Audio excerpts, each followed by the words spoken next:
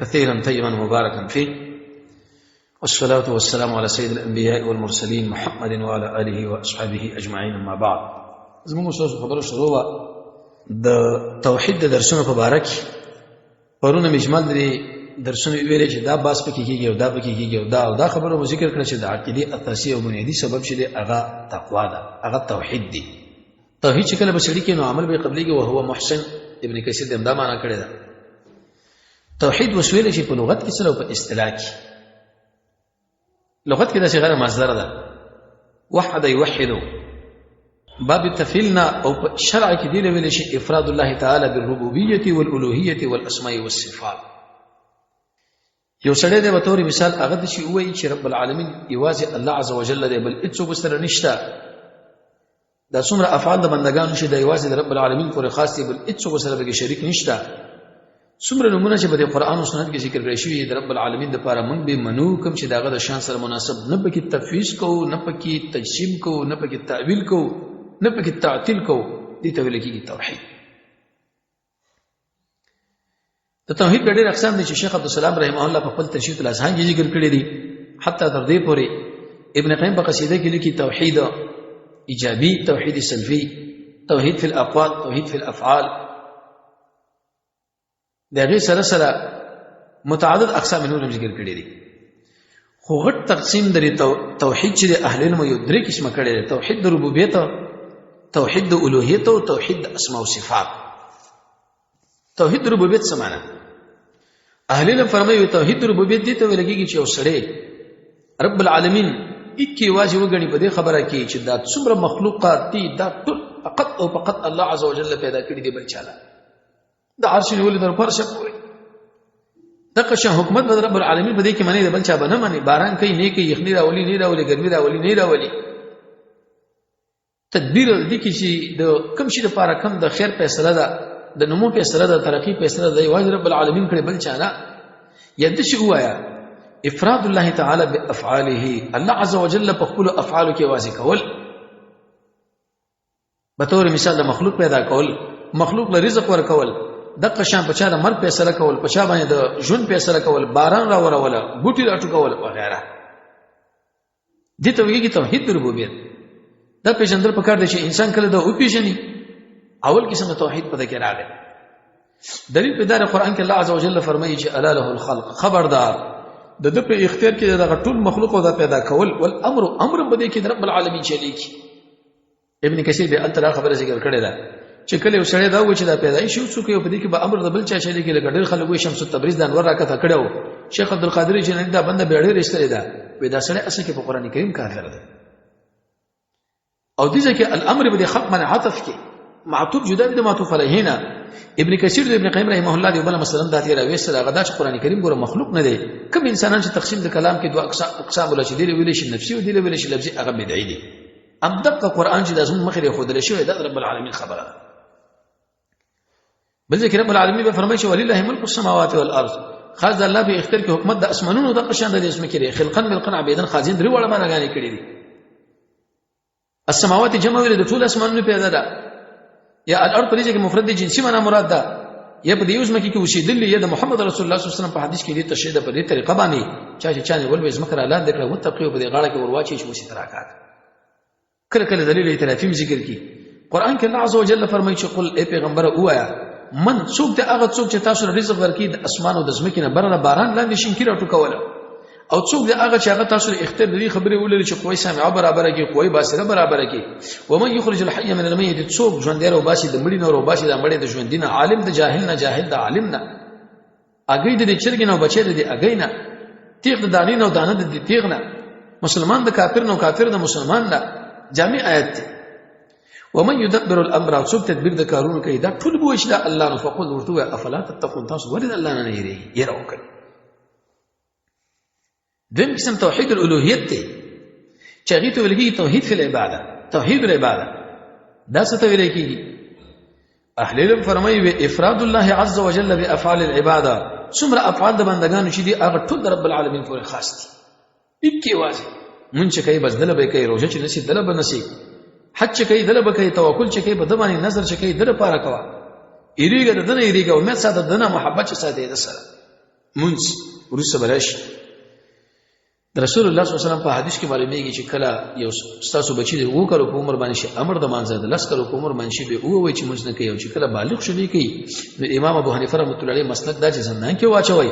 او د امام شافعی او مالک مسلک دا چې حد په جاری کوي امام احمد سے جمهور علما او جمهور مسلک رسول الله صلی الله علیه وسلم فرمای د کافر او د مؤمن مابین کې دا فرق شته په مانځه باندې او رسول الله صلی الله علیه وسلم له بچکله پریشانی راغله نو مانځه په طرف باندې بشورو شو هغه طرف باندې به قص کو صلات په ډیرو معناګانو باندې راځي لیکن په اقامت الصلات کې څو خبرې ځان سره ضروري ساتي یو دا چې د موږ وکړو همیشه وقت د مانځه به پیژنو موږ به مؤمنانو مابین کې راځو کوو موږ کې به خشوع وي موږ کې به محمد رسول الله صلی الله علیه وسلم تعالی خشوع به زیات حرکتونه به مکوا او په دې خو به ګورم التفات څلور قسم التفات دی یو دا منسینه اړول پرې موږ برباد دی او بل دا څه اړول په دې باندې موږ برباد دی بل دستورګو په دې کونجونو کې قتل نو عبد الله ابن عباس وروي شي ابلیس ته پاره د خپل مانځ کې ځان له برخه برابر کړه او بل زړه توجه ده چې هغه د قوي خلکو دی الله رب العزت په بل طرف باندې بیان وشي حتی تر دې پوري د معاذ بن جبل نه دا خبره نقل دی چې کله وسړي مونږ کې د هي طرف 75 سړي او چې د فلا صلاتن لا مونږ ونشو به زه حرکتونه چې کوي به پرمای دا خشوع ختمه ده سید ابن جبیر فرمایي سلوي کله مونږ کې کی طرف 75 سړي په جندل نه دي د چت نو مر را پرو ته خلک وته کېدل او عالم مونږ کې څه خبره وي دا وځ په منځ باندې شروع کړي وا په پوهه نشو د محمد رسول الله صلی الله علیه وسلم ملګری درې مرمه په دې شینه کې لګيږي لیکن مونږ مشي جاری ساتي سفیان ثوری فرمایي چې کوم مونږ سړی کې پای کې خشوع نه تل برباد دی حسن بصری فرمایي په دې ور باندې جهنم له ورشي خشوع په دې راځي د منځه الفاظ به صحیح کې دغه معنا به صحیح کې د مونږ باخره مونږ وګړي دغه سلف تاریخ به کې وګوري قران باندې غمګین اواز کې وایي ستري له نږدې ودرېږي د ګوتره به حرکت ورکې تقریبا په دې کې 19 روایت د تجرید لبارک مولا قاری لیکلي دي یو باندې سندن کلام د خو لیکن اتلس بالکل صحیح روایت دي هغه ایتونه او حدیث کله شي د خشوع بارک راغلي د اخرت سوچ د مونږ اهمیت اعظم بارک دا سوچ کو چې ورځ بر قیامت اعلان کیږي دا د سبب بارک دا و چې رب العالمین التم پاک او د سب چې ګوله ودرې دی په ورځ قیامت به شروع سپونه اتیا سپونه زموږ د امت اسلام مخې له ودرېږي فاتحه په دې کې کیفیت و چې استاد الله باندې کې شریک او فرض ده به اعوذ بالله په اول کې وایي چې د ابلیس نه الله ما وساته بسم الله به وایي په دې کې تبرک د الله په نوم حاصل کی قران کریم له تدبر سره لکه دا مسجد عبد الله ابن عباس ته د علي ابن ابي طالب دی د حسن بصري دی د ابن قیم دی رکوع سجده کې څومره عجیب حالات دي منهاج القاصدین او مغنی کې لیکلي دي چې حالات د تواضع تحیته کې به رب العالمین لوی رسول الله صلی الله علیه وسلم درود او اخر کې به کلمه شهادت او دعاګانې اللهم ربنا اتنا في الدنيا حسنه وفي الاخره حسنه وقنا عذاب النار اللهم انا نعوذ بك من عذاب جهنم ومن عذاب القبر ومن فتنه المحيا والممات الدعاء من الكتاب والسنه د امام قحطاني ته به ګوره وغټول د پټ کړ او الصيام روزه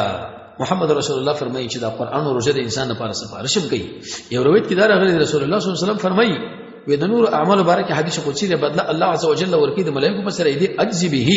یوم ندا چې زی بدله شیخ الاسلام ابن تیمیه فرمایي زه په خپل بدله ورکوم حج په لغت کې ویل شي قصد په اصطلاح کې قصد کول د افعله امکنه مخصوصه ولا فوقات مخصوصه فافعال مخصوصه او توکل تفیض الامور الى الله تعالی ثقه بحسن تدبیره توکل دې ته نشي ویل چې اسباب مې استعمال او محمد رسول الله دغه اوس په خپل استعمال کړي او صحابي له ویل چې وخه وتاړو به لاړ شه واطلب البيوت من ابوابها ثم اطلب الارزاق باسبابها نظر یره چې کوي واجب رب العالمین ابن حجر اسقلانی فتح الباری کې لیکلي چې کله بشری من یره غالب وي به راغره پر اساسي بنیادی خبردار شي ذکر دي لا اله الا الله امید به رب العالمین نساتي محبت برا غسر ساتي ورسره ان شاء الله محبت بارے خبري مو د الله محبت په قران باندې راځي د الله محبت په منځ باندې راځي د الله محبت په ذکر باندې راځي د الله محبت د الله په نومونو راځي د الله محبت په دې راځي د خپل د الله په وړاندې وخېدو باندې وتړه د الله محبت په دې راځي الله له وخت ورکا لکه ادب المفرد کې چې راغلي دي د الله محبت په دې باندې راځي د الله د اولیاء سره کینا د الله محبت په دې راځي د رسول الله تابعداري وکا د الله محبت په دې راځي د الله لپاره خلق سره دوستانه او دښمنی کوا د الله محبت په دې باندې راځي قران د شي غمګین आवाज باندې وایي د الله محبت په دې باندې راځي چې انسان د خپل نظر په قران کې بند د الله محبت په دې باندې راځي اهل الملک دي چې هغه کارونه وکړه مخکې ته يحب راغلي د الله محبت په دې باندې لري چې کله انسان سب بدی وکي د الله محبت په دې باندې لري چې انسان کله تهجد وکي د الله محبت په دې باندې لري چې د امانت ته حفاظ وساتي د الله محبت په دې لري چې د وعده پابندي وکي د الله محبت په دې باندې لري چې درواغ نه ځان وساتي نو توحید الالوهیت دې ته ویل کېږي افراد الله تعالی بافعال العباده د بندگانو څومره افعال دي کاغه منځ دي کاغه روزه ده کاغه حج دي کاغه توکل دي کاغه نظر دي کاغه یره ده کاغه امید دي کاغه محبت دي وغيرها سره دا ټول رب العالمین پورې خاص دلیل پیسې دي وما خلقت الجن والانس الا ليعبدون معنی دې پیدا کړی جنات او انسانان مگر دې لپاره چې مکلف کړي بخبل باندې جن مقدم کې ځکه اول پیدا شوی ده درې قسم مخلوقات یو شیطانان دي او پلار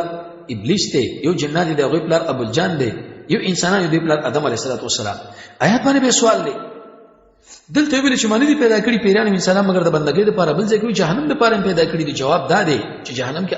الف لام مهدی دي مراد هغه معلوم پیران او انسانان یا یو ځکه غایت تشهید او بل ځکه تکمینی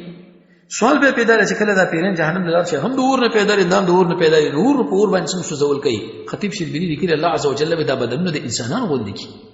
یا لکه څنګه چې ابن قیم فرمایي موږ د الله سم د خاور نه پیدا لري استاد مخه مشلق دی او باز څنګه درک کوي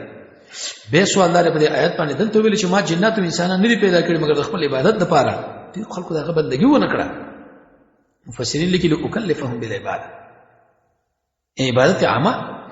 او خاصه بل ځکه چې وعبد الله بندګي د الله او کې ولا تشركوا به شيئا هیڅ رب العالمین سره په هیڅ شي شریک جوړ نه کوي بل ځکه چې وما ارسلنا موږ د لګلې من قبل کستان وړاندې هیڅ رسول الا موږ ورته وحی کړی د دې خبره چې لا اله الا انا نشته حقدار د بندګي سوا زمانہ او فعبدون سما بندګي وکړي دریم قسم چې توحید فی الاسماء والصفات توحید فی الاسماء والصفات څه ته ویل کیږي کوم صفاتونه چې الله عز وجل ځان له منسوب کړي دي او محمد رسول الله صلی الله علیه وسلم د کمال صفاتونه د جلال صفاتونه موږ به منو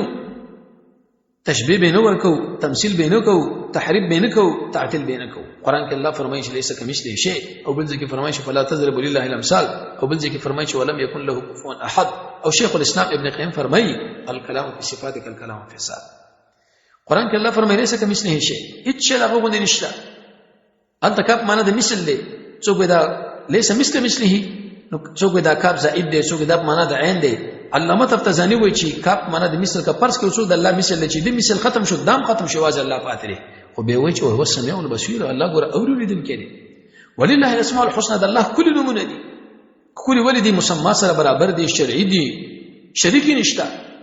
او فتحه الله یاد کې به په دې باندې پرې دې هغه انسانان چې الحاد کې په اسماء دغه په نمونه کې ورسره ان شاء الله د الحاد مسله راشي زړه چې دوی له سزا ورکړي چې ما د هغه څه کانو عملونه چې کوم عمل کړي دي دي کې څو خبره ځان سره یاد ساتئ د توحید د درې اقسام چې هغه توحید په ربوبیت ته په الوهیت ته په الاسماء او صفات دی وبس لازم دي یو بل نه جدا کیږي که انسان چرته په یو نه باندې راتګو کې په بل باندې راتګونه کې دا موحد نه دی او دویم خبره د آیات ساتي هغه کافرانو چې د محمد رسول الله صلی الله علیه وسلم سره جګړه کړې و او اقرار په دې خبره باندې کوي چې رب العالمین رب دی مالک دی خالق دی مدبر دی احیاء کړی دی اماتت کړی دی باران راوري خو لیکن الله عز وجل دغه عقیده د وجنه دو په اسلام کې را داخل نکړ دلیل پیدا دی قل ورته وایا من څوک ته هغه څوک چې تاسو رزق درکې د برن اولان دی او څوک ته هغه څوک چې مالک دی د سمع او د ابصار ومن يخرج الحي سوق نو باشي د مړ د ژوندونه او ژوندې دي مړنه څوک تدبیر د کارونه کې دی بوې چې الله ورته وایي چې افلا تتقون دمر نه یریږي وجد دوه قسم توحید نه منو دیو منو او دریم توحید د الوهیت دا موضوع د دعوت د ټولو رسولانو دین چې الله کړه به دا خبره ذکر کوي څلور 50 حکمتونه دي د انبیاء علیهم السلام په دعوت کې ځکه دا د اساس دی چې ټول اعمال په دې توحید د الوهیت باندې بنا دي چې د بندگانو څومره افعال دي کوم دي کو روزه ده که جهاد ده که نظر ده که بل فقط رب العالمین پورې خاص دي کله چې انسان لا دا حاصل نشي دې ضد ورته حاصلېږي چې هغه شرک دی دې وجنه د رسولانو او د قوم په مابین کې جګړه چوا هغه په دغه توحید په الوهیت کې و الله رب عزت موږ تاسو یقیني موحدین جوړ کی سبا ان شاء الله کې د ژوند باقی د توحید اهمیت او د هغه په ذکر کوو بالله التوفیق